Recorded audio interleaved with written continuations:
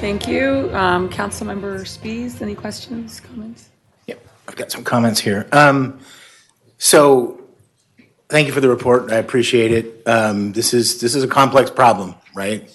And I think everybody out there, I think everybody in the room, every resident can sympathize with, you know, the inflation in the price of heating and fuel. And if you're not, then maybe you haven't paid your bill lately because it's going up, folks.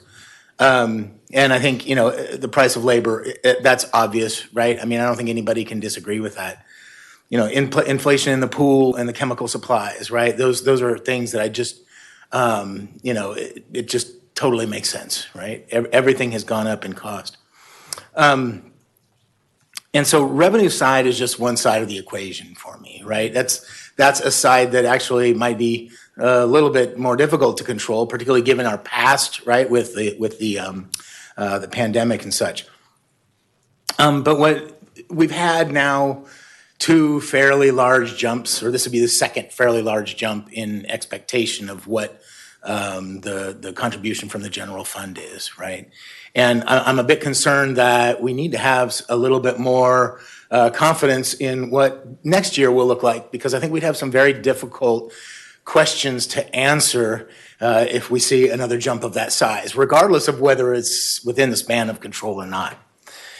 So what I am going to ask my compatriots here, if you would be willing to bring back in 60 days a plan, a justification, a refiguring of the numbers, so that we have a little bit more fidelity and understanding what to expect and what we can control in the next 1 and 3 years.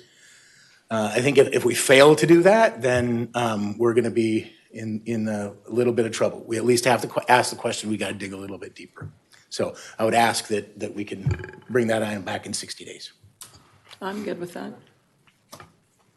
Okay, thank you. And again, I appreciate it. I get it.